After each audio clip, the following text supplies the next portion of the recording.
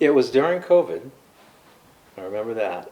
And I live very close to the St. Mary's Catholic Church.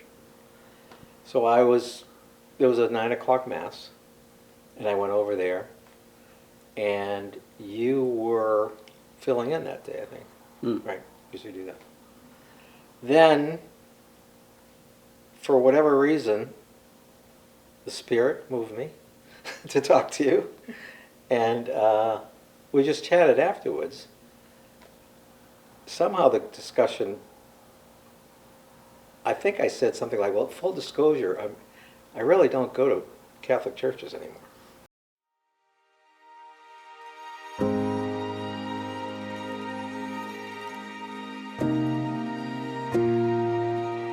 When we had a conversation after a mass, I was very upfront and frank with him, and pretty much said, full disclosure, I am not a practicing Catholic, and I think it was because of the way, I think the response I have gotten or was waiting for was nicely smiling and, okay, yeah, well, there's a lot of people that feel that way, platitudes and so forth, but it was different with him, I could tell he was very interested of my story and my experience with the Catholic Church.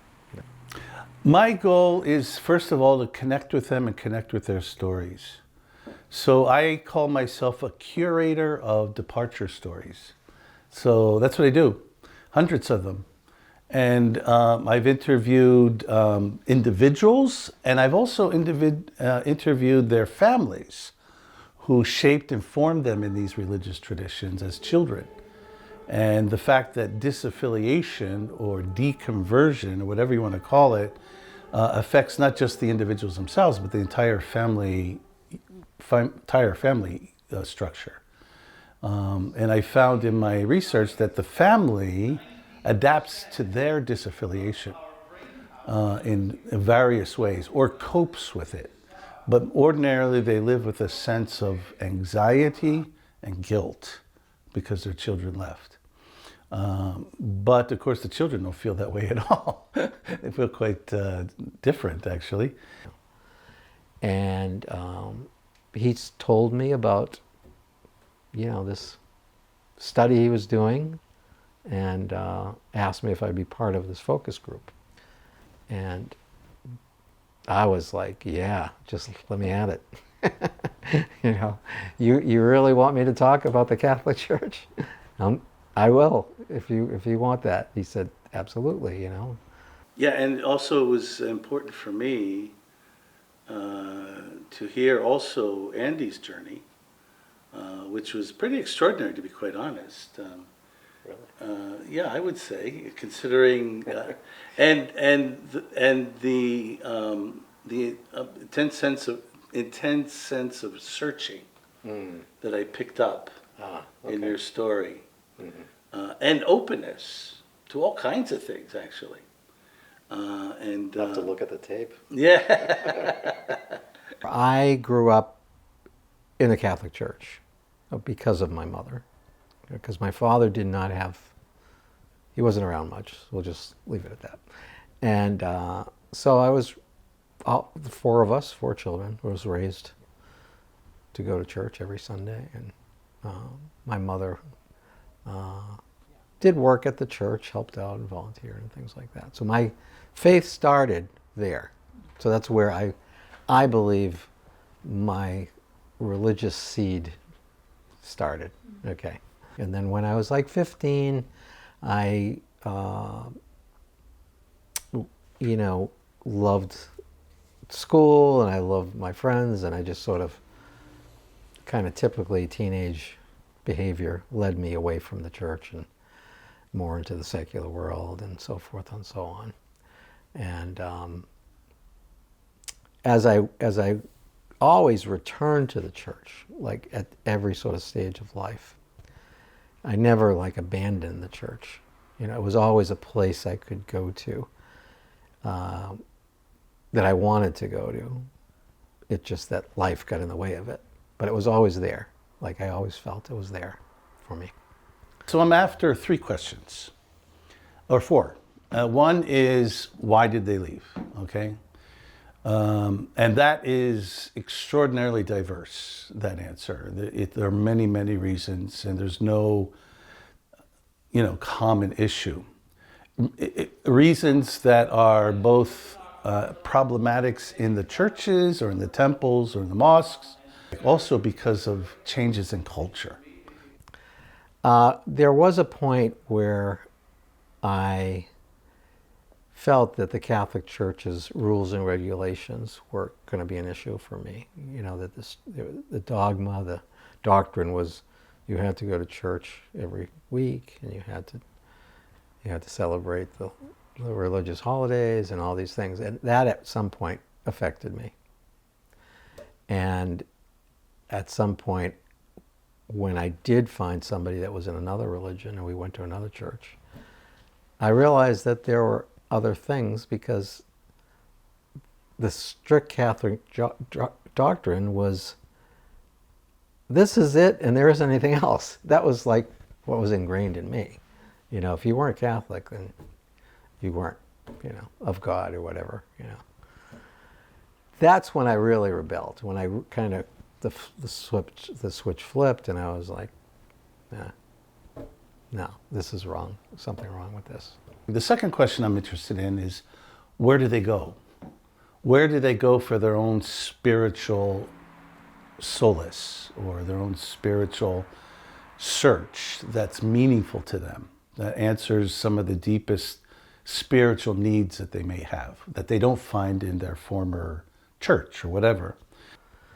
So, then as my spirituality grew and I found other churches, I committed myself to God through another church. It wasn't the Catholic Church that enabled me to really understand, because the Catholic Church at that time did not teach the Bible. The third thing I'm interested is what do they take with them? Because they don't go empty-handed. They leave with stuff. And oftentimes it's about certain aspects of their former religious identity that's still important to them. It's just the location inside the worship space that's not anymore. But certain things they take with them. What has changed for me just very recently is that I've met some people in the Catholic Church that help me understand that this maybe is no longer the teaching of the Catholic Church. Like, it's not something that you're part of a club that you're either in or you're out of, okay? So there was a level of acceptance. And then I began to come to the Catholic Church in more an admiration of their rituals, because I didn't understand. Their rituals were something that I was against. It was like something that I didn't understand, that I needed to do that to be accepted. But now I see the rituals as something that is more sacred, as something sacred. And it gives me much more appreciation for the Catholic Church. The Lord be with you. And with your spirit. A reading from the Holy Gospel according to Luke. So, and then the larger question, of course, is, what does this say about how we as religious leaders interact and engage with the larger secular society around us, where we're actually having a meaningful contribution, both them learning from us, from our religious traditions that are thousands of years old and that have been made over and over again in the secular realm, and also what we need to learn from them about how to be relevant in a multi-faith and multi-secular reality. I do believe one area of the Catholic Church even though it could be changing in different places. But I still notice is a hierarchy, starting with the Pope, and then the cardinals and the bishops, monsignors, priests. There are levels, okay, that are, to me, it's unfortunate that the higher you go, the less approachable those people are. I honestly, people will say, well, doesn't it bother you that people left the church? And no, not really. I thought it was a good idea. I mean, after you hear their story, I would have left too. I do want to stress that the process is just, it continues. And as long as you're growing in faith, it can be whatever faith. But as long as you're not stuck in a religion, in a church, that's what I think is important, to keep growing and allow, God's word to keep teaching you and keep giving you more light and more perspective. And so I think that is what is going on for me through